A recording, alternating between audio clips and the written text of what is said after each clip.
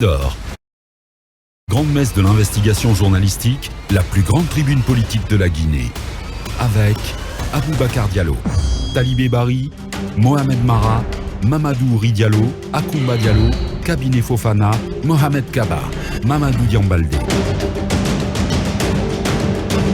8h05 ici sur la 95.3. Merci de votre fidélité sans cesse renouvelée. Bienvenue dans cet autre numéro de Mirador. Nous sommes ensemble jusqu'à 11h au menu. Le ministre des Infrastructures et des Transports a suspendu les autorisations de survol de l'espace aérien guinéen. Cette décision a fait l'objet d'un communiqué du ministère dirigé par Yaya Sow en début de semaine. Toujours est-il que le sujet est jugé sensible dans les rouages du dit ministère. D'autant que cette mesure concerne autant les grosses compagnies aériennes qui desservent la Guinée que les vols assurant le trafic à l'intérieur du pays. Tous les vols seraient ainsi contraints d'obtenir des autorisations quotidiennes, ce qui sous-entend un certain contrôle strict du trafic aérien vers l'intérieur de la Guinée.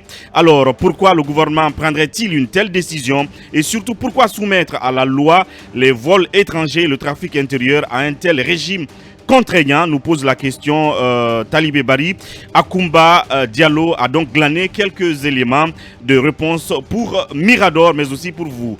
Enfin, le ministère de l'Agriculture et de l'Élevage s'exprime officiellement et avec fermeté sur ce qu'il appelle, nous citons, une récurrence des cas de destruction et d'incendie criminels d'exploitation agricole dans notre pays.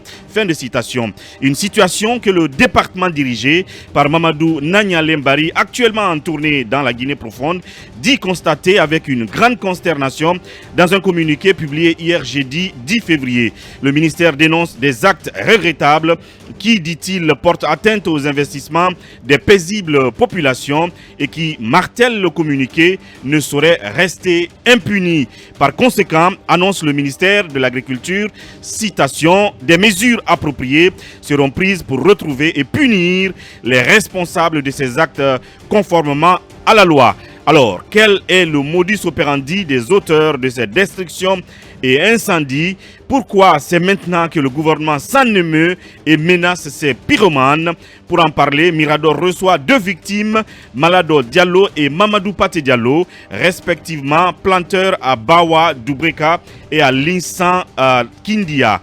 Et l'autre sujet, c'est bien sûr, que dire d'ailleurs de ce phénomène d'incendie d'origine accidentelle ou criminelle dont les nouvelles abondent le quotidien des Guinéens, et pourquoi les victimes directes et collatérales de ces incendies sont-elles souvent condamnées à assister impuissantes au spectacle des flammes qui dévorent leurs biens, d'où la question casse-tête de savoir par quels moyens et via quelle stratégie devrait-on prévenir et ensuite limiter les conséquences désastreuses de ces catastrophes dans un pays où les services étatiques de sapeurs-pompiers sont un luxe pour les collectivités et quand ils existent, ces services interviennent souvent en retard s'ils ne sont tout simplement pas débordés par les flammes. Alors, une part de solution aux incendies pourrait-elle venir des privés? Que peuvent-ils apporter en termes de prévention d'incendies dans nos cités? Des questions et d'autres que Mirador pose à Mamadou Baïlo Diallo, responsable du département incendie chez Lagui Presse. Il sera en studio avec nous. Et puis de la drogue, on en parle ce matin au port autonome de Conakry, saisi d'une quantité importante de drogue dans la nuit du dimanche au lundi 7 février 2022. Le bateau contenant le produit prohibé serait déjà en rade au niveau de l'unité flottante de la Marine nationale.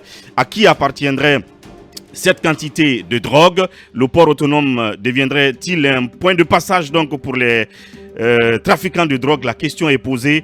Akoumba a glané des infos là-dessus. Il reviendra sur tout ceci. Voilà en quelque sorte la quintessence de ce numéro de Mirador. Ensemble, on va larguer les amarres.